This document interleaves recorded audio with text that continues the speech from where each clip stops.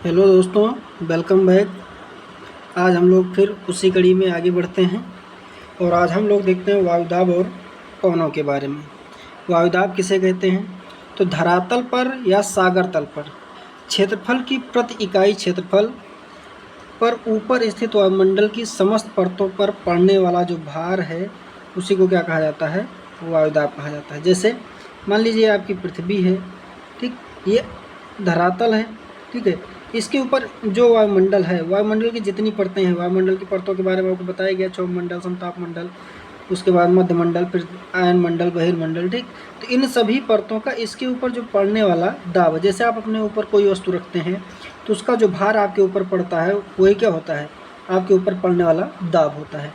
वैसे यहाँ पर पृथ्वी के धरातल हो या फिर कोई समुद्र का तल हो, उसके तल पर पड़ने वाला जो वायुमंडल का भार है, वायुमंडल की समस्त परतों का भार है, उसी को क्या कहा जाता है? वायुदाब कहा जाता है, ठीक है। और ये जो वायुदाब होता है ये सागर तल पर, जो सामान्य वायुदाब होता है ये सागर तल पर 1013.25 मिलीबार होता है, ठीक है। फिर बात की जाए समदाब रेखा की। समदाब रेखा किसे कहते हैं? ठीक, तो समदाब रेखा सागर तल पर समान वायुदाब वाले क्षेत्रों को मिलाने वाली क्या है? एक रेखा है। जैसे मान लीजिए आपका समुद्र तट है, ठीक है, इसके ऊपर यहाँ पर आपका 100 मिलीबार है, यहाँ पर 150 मिलीबार है, ठीक है, यहाँ पर 170 मिलीबार है। फिर यहाँ पर पता चला यहाँ पर भी आपका 100 मिलीबार है, यहाँ पर 150 मिलीबार है, यहाँ पर 170 मिलीबार है, ठीक है। इनको मिलाते हुए खींची जाने वाली जो रेखा है वही क्या कहलाती है? आपकी समदाब रेखा। भाई 100 को 100 मिलाया, 150 को 150 से, 170 को 170 से, तो मतलब समान जो वायुदाब वाले स्थान हैं उन स्थानों को मिलाते हुए जो रेखा खींची जाती है उसी को समदाब रेखा कहते हैं। अगला है आपका दाब प्रवणता। दाब प्रवणता क्या है? तो कोई दो स्थान है, मान लीजिए एक स्थान आपका ये है, दूसरा स्थान आपका ये है। यहाँ का वायुदाब क्या है? 100 मिलीबार है और यहाँ का 150 मिलीबार है, ठीक है। अब इस 100 मिलीबार और 150 मिलीबार में अंतर कितना है? 50।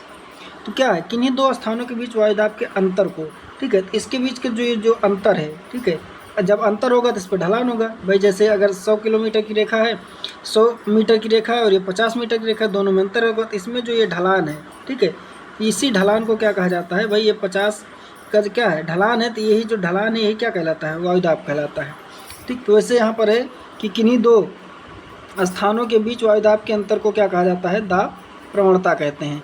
यह क्षैतिज दिशा में होती है, ठीक है, ध्यान रखिएगा, ये ऊर्ध्वाधर नहीं होगी, ये क्या होगी? क्षैतिज होगी, इस तरह से, ठीक है।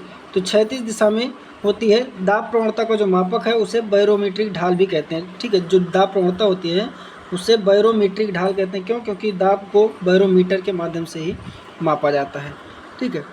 फिर आगे हम लोग बात करते हैं वायुदाब की पेटियों की। वायुदाब पेटी क्या है?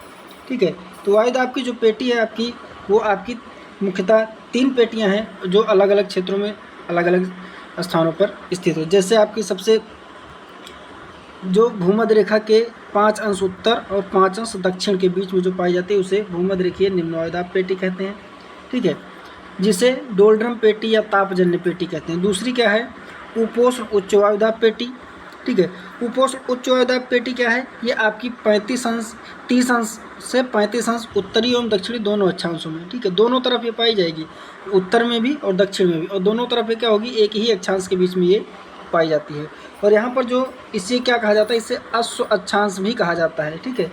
क्यों अश्व अक्षांश कहा जाता है? क्योंकि इसमें पहले के समय में जब घोड़ों का व्यापार किया जाता था तो उसे जब नावों से लाकर ले जाया जाता था, तो इस क्षेत्र में वायुदाब बढ़ने के, यहाँ पर वायु के नीचे उतरने के कारण, ठीक है, वायु क्या होती है? यहाँ पर नीचे उतरती है, जिसके कारण यहाँ पर कभी कभी आर्द्रता अधिक होने के कारण घोड़ों का भार अधिक होने से नाव डूबने की शंका होती थी, जिस कारण से यहाँ पर घोड़ों को समुद्रों में फेंक दिया जाता था।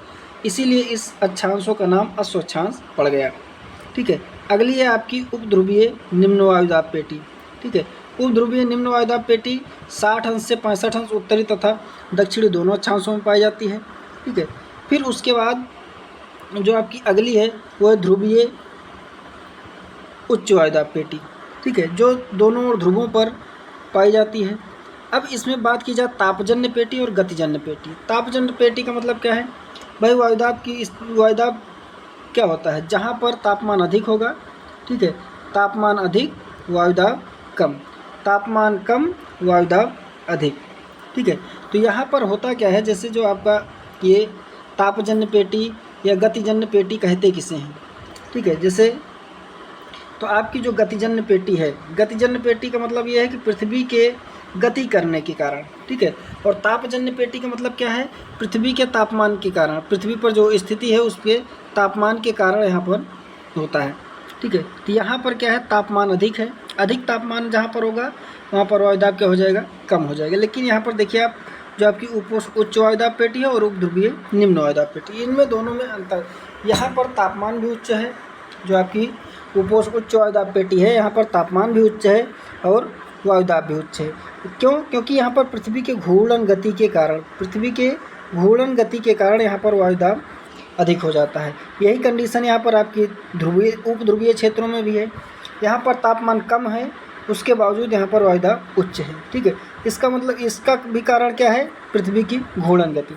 लेकिन वहीं आपका जो भूमध्यरेखीय निम्न वायुदाब पेटी और ध्रुवीय उच्च वायुदाब पेटी है, इन दोनों का जो कारण है वो आपका पृथ्वी का घूर्णन गति न होकर पृथ्वी पर सूर्य तप का प्रभाव है और तापमान की अधिकता और कमी है। भूमध्य रेखा पर तापमान अधिक है इसलिए वायुदाब कम है, और ध्रुवीय क्षेत्रों में तापमान कम है इसलिए वायुदाब अधिक है। ठीक, अब इसके बाद हम लोग देखते हैं पवन दिशा तथा उससे संबंधित नियम। ठीक है, पवनें चलती कैसे हैं। ठीक, तो पवनों के चलने की स्थिति यहीं पर देखिए, ये आप देख रहे हैं इसमें कि जो आपका भूमध्यरेखीय क्षेत्र है, भूमध्यरेखीय निम्न वायुदाब पेटी है और उपोष्ण उच्च वायुदाब पेटी है, इसके बीच में हवाएं चलती हैं। और हवाएं चलती कहाँ से हैं, हमेशा हवाएं उच्च वायुदाब से निम्न वायुदाब की तरफ। ठीक है, उच्च से निम्न की ओर। दाब प्रवणता भी आपको बताया गया ना, दाब प्रवणता क्या करती है, यही क्या करती है, हवाओं के चलने की दिशा निर्धारित करती है। मान लीजिए कहीं पर 150 है और कहीं पर 100 है, तो हवा क्या करेगी, 150 से 100 की ओर चलने लगेगी। ठीक है, अब यहाँ पर जो वायु के चलने की स्थिति है, ठीक है, तो वो क्या है, इसी कारण से है। अब पवन किसे कहते हैं, तो पवन क्या है, धरातल के लगभग समानांतर प्रवाहित होने वाली वायु को पवन कहते हैं। ठीक है, ऐसा नहीं है कि वो ऊर्ध्वाधर प्रवाहित हो रही, ऊर्ध्वाधर प्रवाहित होने वाले को पवन नहीं कहेंगे, वो आपका विक्षोभ होगा। लेकिन जब वायु क्या होगी, धरातल के समानांतर क्षैतिज स्थिति में प्रवाहित होगी, उसे पवन कहा जाता है। ठीक है, अब पवन के वेग को प्रभावित करने वाले कारक कौन कौन से हैं। पवन के वेग को प्रभावित करने वाला कारक सबसे पहला क्या है, वायुदाब प्रवणता। ठीक है, वायुदाब प्रवणता जितनी अधिक होगी वो पवन का वेग उतना ही अधिक होगा। क्योंकि अगर यहाँ पर मान चलिए अंतर क्या है, ये 100 है, ये 110 है, तो यहाँ पर क्या होगा, जो अंतर होगा ये इसका वेग कम होगा। लेकिन यहीं पर ये 100 है और ये 150 है। ठीक है, इसका जो वेग होगा इसकी अपेक्षा क्या होगा, अधिक होगा। वहीं पर इसमें अंतर क्या हो जाए, अगर ये 100 का अंतर हो जाए, ठीक, ये वेग क्या हो जाएगा, और बढ़ जाएगा। दूसरी स्थिति क्या है, पृथ्वी का आवर्तन, मतलब पृथ्वी जो गति कर रही है, ठीक है, वो भी इसको प्रभावित करती है। पृथ्वी जितनी तीव्र गति से गति करेगी, यदि हवा उसी की दिशा में चल रही है तो उसकी गति में वृद्धि हो जाएगी, और उसके विपरीत दिशा में चल रही है तो उसकी गति में कमी आ जाएगी। ठीक, अगला क्या है आपका घर्षण। घर्षण का मतलब क्या है, रगड़न। अगर हवा कहीं से धरातल के ऊपर से प्रवाहित हो रही है तो हवा अगर इसमें रगड़ते हुए जाएगी, भाई अगर आप जा रहे हैं और अगर अपने पैर को रगड़ते हुए जाइए, देखिए आपकी स्पीड कम होगी। लेकिन अगर आप अपने पैर को उठाते हुए चल देंगे, रखते हुए जाएंगे, तो आपकी स्पीड बढ़ जाएगी। सेम कंडीशन यहाँ पर वायु की भी है। वायु अगर पृथ्वी की सतह से घर्षण करते हुए जा रही है तो उसका जो वेग होगा वो कम होगा। लेकिन अगर पृथ्वी की सतह से थोड़ा सा ऊपर प्रवाहित हो रही है तो उसका वेग क्या होगा, अधिक होगा। दूसरी स्थिति ये है कि वह वायुमंडल में क्या है, विभिन्न प्रकार के धूल कण उसके साथ घर्षण करें तब भी उसका वेग क्या हो जाएगा, कम हो जाएगा। और यदि वायुमंडल स्वच्छ है और उसमें किसी प्रकार का कोई घर्षण नहीं है तो उसका वेग क्या हो जाएगा, तीव्र होगा। अगला क्या है, पवन का अपकेंद्र बल। अपकेंद्र क्या कहते हैं और अभिकेंद्र क्या है। भाई अपकेंद्र किसे कहते हैं, अप का मतलब क्या है, दूर होना। जैसे ये आपका मान लीजिए कोई एक सर्किल है और ये इसका सेंटर है। अगर कोई चीज़ सेंटर से बाहर की ओर जाएगी तो इसे अपकेंद्र कहेंगे, और कोई चीज़ बाहर से सेंटर की ओर आएगी इसे अभिकेंद्र कहेंगे। ठीक, तो यहाँ पर क्या है, पवन का अपकेंद्र बल। ठीक है, तो जो हवा चल रही है वो बाहर की ओर कितनी तेज़ी से धकेल रही है। किसी भी क्षेत्र में पवन के द्वारा जो स्थिति है, वायुदाब के माध्यम से वो पवन को कितनी तेज़ी से बाहर की ओर ढकेला जा रहा है, वो भी क्या करेगा, प्रभावित करेगा। जितना तीव्र बल होगा पवन का अपकेंद्र बल, उतनी ही तेज़ से पवन क्या होगी, आगे बढ़ेगी, और जितना कम होगा उतनी ही धीमी गति से आगे बढ़ेगी। फिर अगला है आपका भूविक्षेपी पवन, जिसे जियोट्रॉफिक पवन भी कहते हैं। ठीक, तो भूविक्षेपी पवन किसे कहते हैं भाई, समानांतर के किसके, समदाब रेखाओं के। समदाब रेखा क्या है, अभी आपको बताया कि समान वायुदाब वाले क्षेत्रों को मिलाने वाली रेखा समदाब रेखा कहलाती है। तो समदाब क्षेत्रों को मिलाते हुए समानांतर चलने वाली जो रेखा है, मान लीजिए ये 100 है, ठीक है, ये भी 100 है, और इसको मिलाने वाली ये रेखा है, और इसी के समानांतर अगर पवन चल रही है, इस प्रकार चलने वाली पवन को भूविक्षेपी पवन कहते हैं।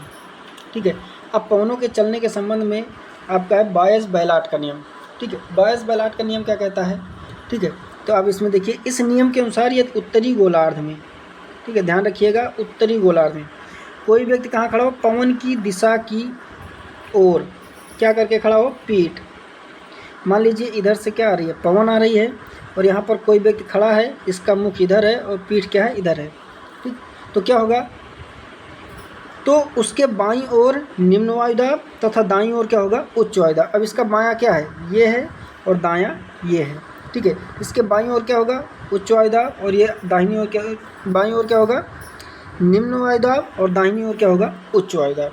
ठीक है, अब जैसे यहाँ पर आप देखिए, ये आपका पृथ्वी है, ये भूमध्य रेखा है, ये आपकी कर्क रेखा है, ये मकर है। अब मान लीजिए 30 अंश रेखा है। ठीक, 30 अंश से भूमध्य रेखा के बीच कोई हवा इधर से आ रही है। ठीक है, तो इसकी ओर अगर हम पीठ करके खड़े हो जाएं, उत्तर की ओर अगर कोई हवा क्या आ रही है, पूरब से आ रही है या पश्चिम से आ रही है, अगर पूरब से आ रही है, इसकी ओर हम पीठ करके खड़े हो जाए, बाईं ओर क्या होगा, निम्न वायुदाब। ठीक, तो बाईं ओर निम्न वायुदाब होगा, तो मतलब क्या है, भूमध्य रेखा पर निम्न वायुदाब होगा, और दाहिनी ओर क्या है, उच्च वायुदाब, मतलब आपका जो कर्क रेखा है उस ओर 30 अंश अक्षांश की ओर क्या होगा, उच्च वायुदाब होगा। ठीक, तो वही यहाँ पर वहीं दक्षिणी गोलार्ध में क्या होगा, अगर पूरब से हवा आ रही इधर की ओर पीठ करके, बाईं ओर क्या होगा आपका,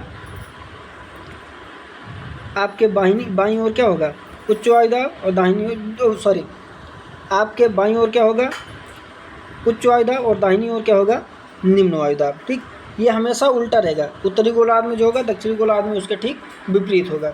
ठीक है, तो यहाँ पर आपको बताया गया है कि अगर पवन की दिशा की ओर आप क्या करेंगे, पीठ करके खड़े होंगे, ठीक है, तो उसकी बाईं ओर निम्न वायुदाब और दाईं ओर उच्च वायुदाब होगा। वहीं इसके विपरीत दक्षिणी गोलार्ध में क्या होगा, बाईं ओर उच्च वायुदाब और दाहिनी ओर निम्न वायुदाब।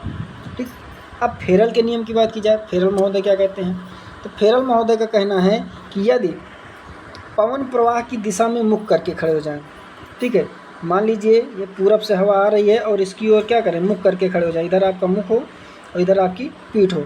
ठीक, तो क्या होगा, हवाएं उत्तरी गोलार्ध में दाहिनी ओर इधर से आ रही है, इधर खड़े हो जाएंगे तो आपका दायां क्या है, ये वाला हिस्सा ना, हवा इस ओर मुड़ जाएगी। और वहीं अगर आप दक्षिणी गोलार्ध में हैं, ठीक है, तो हवा क्या होगी, इस ओर मुड़ जाएगी, बाईं ओर मुड़ जाएगी। ठीक, जैसा कि आप देखते हैं कि उत्तरी गोलार्ध में क्या है, हवाएं अगर पूर्वी हवा है, ठीक है, जिसे व्यापारिक पवन कहते हैं, तो थोड़ा सा घूम जाती है अपने बाईं ओर। ठीक है, पछुआ हवा है तो वो भी अपनी बाईं ओर घूम जाती है।